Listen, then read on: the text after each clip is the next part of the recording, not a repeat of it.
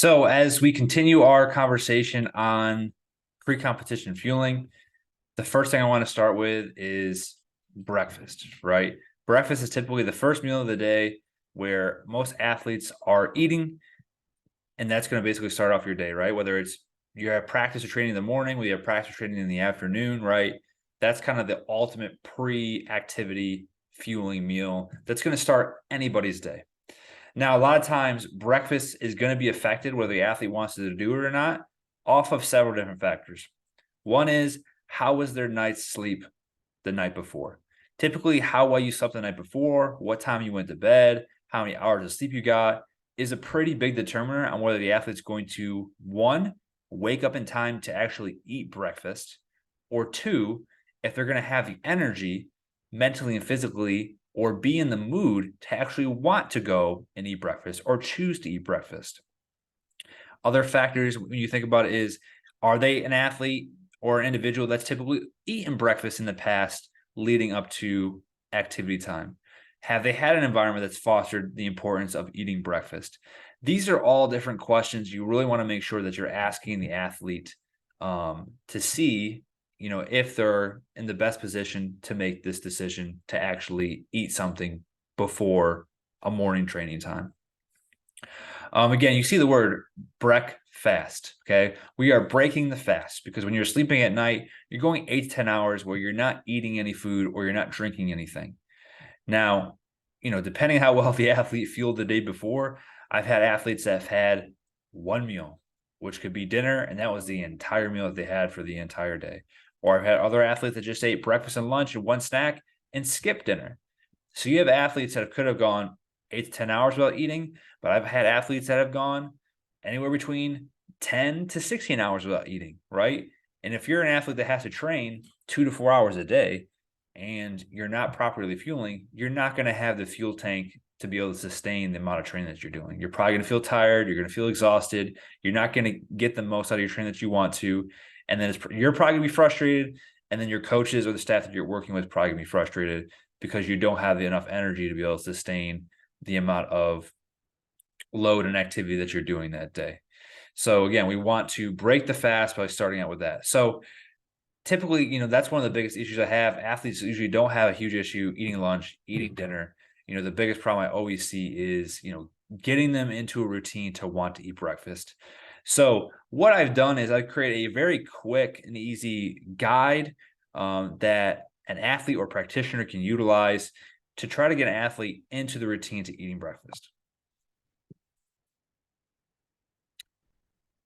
So this is what I utilize as my breakfast progression with an athlete. So the first question I always ask is, how is your sleep?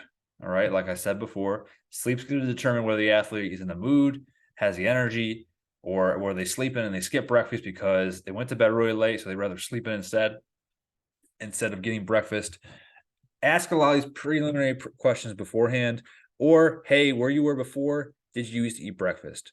Are you someone that always typically eats breakfast, right?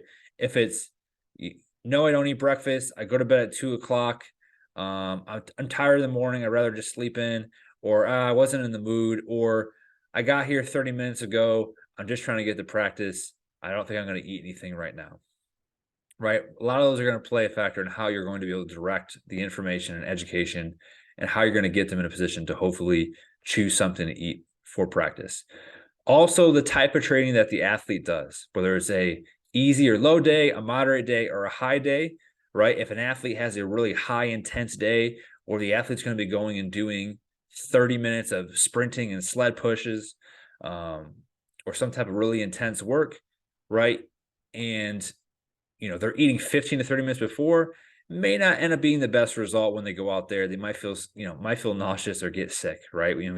All of us as practitioners have probably seen this case before where that's happened to an athlete. So that's also probably going to say what types of foods you're going to get the athletes to eat or drink. So as you see in my chart here, we ask all those different questions. We're going to see what type of training they're doing beforehand, because that might determine what type of foods that we might recommend. But usually what I first start out with, if the athlete has never eaten breakfast or I have a really hard time with them getting them to eat breakfast, is, can you get in some liquid calories? So what I mean by liquid calories, this could be a smoothie, a protein shake, 100% juice, right?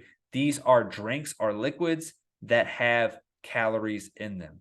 Again, specifically wanting to prioritize on drinks that are prioritizing in carbohydrates, because that's the primary energy source the body is going to use going into training.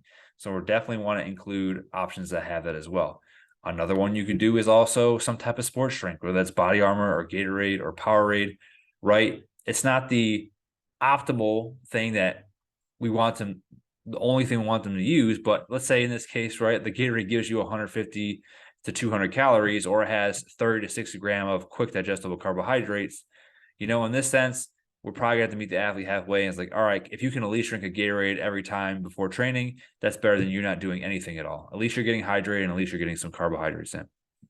Now, I start with liquid calories first, because a liquid is always going to be a lot easier for the stomach to digest, for the most part, depending on what's in it, over actually having to physically chew something and break that down. Now, if you're like, oh, well, what if they had a milkshake, Shawn? Or what if they had something that had like 60 grams of protein in it? Well, yes, that's going to cause a change in the level of digestion and how quick the food's going to digest, or how quick that liquid's going to digest. But again, I'm just saying in general, if you look at chewing something versus actually drinking something and getting the athlete to do it, a liquid is probably going to be a lot quicker and easier for you to get the athlete to do that. So let's say you check off the list, boom, that athlete said, hey, I had 100% orange juice. I was able to drink it. I didn't have any GI upset or problems, and I actually felt better during training time. Awesome. That's great. What can we add now to that breakfast or to that meal that's allowing them to continue to keep getting the nutrients and things that we want them to get, right? And we're also getting them in a position where they're starting to adapt and handle more foods or larger portions of food leading into training time. Because the other thing we have to remember is, an athlete also needs a lot of calories, right? So if they're just having a banana at breakfast, a sandwich at lunch, and then they're loading up all their calories at the end at dinner time, and maybe one snack a day, it's going to be challenging to get all the calories we need into some of these athletes. So if we're not trying to prioritize and get enough calories at certain meals, it may make it really challenging to get enough to either sustain their weight, sustain their performance, or in some cases, gain weight, gain muscle. Now, back to what I was saying. All right, we got 100% juice. Hey, could you add some type of fruit now to that breakfast? And it could be a go-go squeeze, so a squeezable fruit. It could be a fruit cup. It could be a smoothie. It could be a fruit kebab. You could sprinkle fruit in one of your breakfast items as well. Again, 10% of your hydration is going to come from the food that you eat. And typically most of your fruits are going to be really quick and easy to digest. And they're also very soft. Again, when it comes down to eating something, if something's easy to chew and very soft, it's probably going to be a lot easier for the athlete to get them to do it versus something that might take a long time to eat, right? If you look at oatmeal, for example, I tried oatmeal a few times, a couple hours before training sessions. It just takes a long time to eat.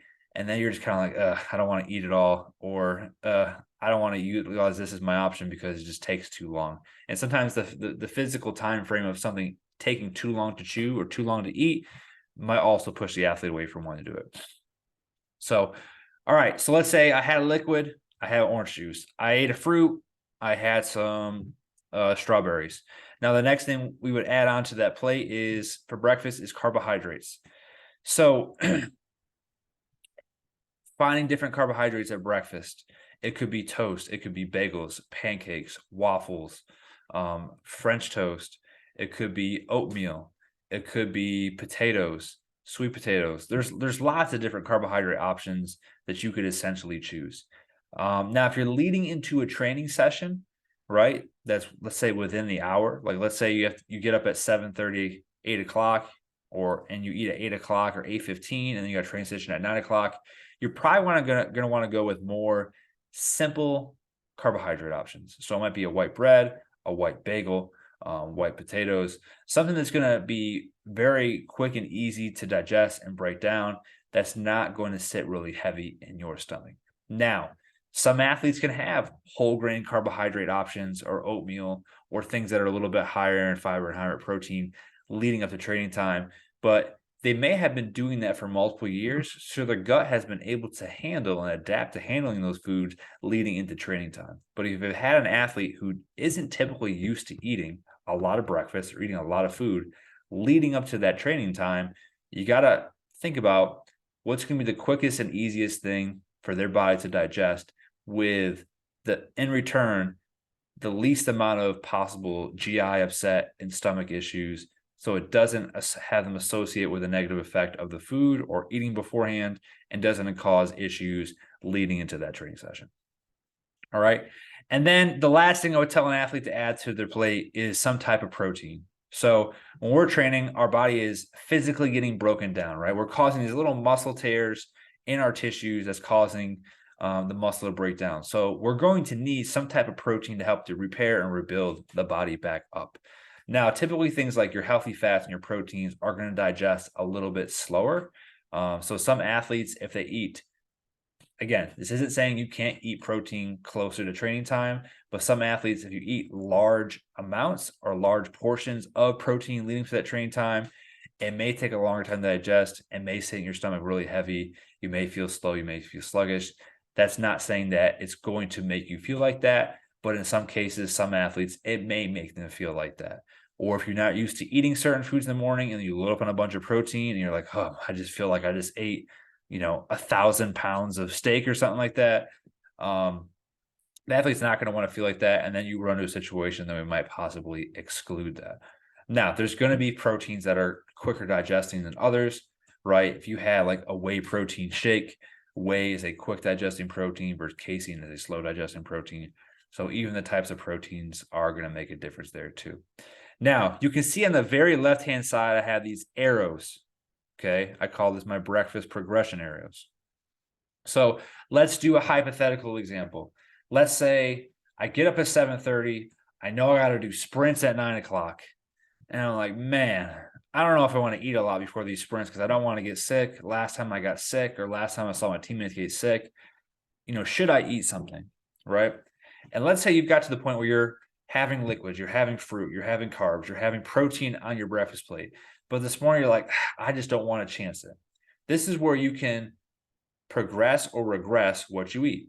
So maybe that morning, if you're mentally a little bit intimidated by what's about to happen and you don't want to get sick, maybe you regress what's on your plate, but you're still getting something on your plate rather than nothing on your plate. So maybe you had an orange juice and a banana, you didn't get sick, you didn't feel nauseous, and you still had lots of energy, you felt real great during the training. And then let's say the next day is more of a low to moderate day. You're going in the weight room, you're training maybe an hour, hour and a half.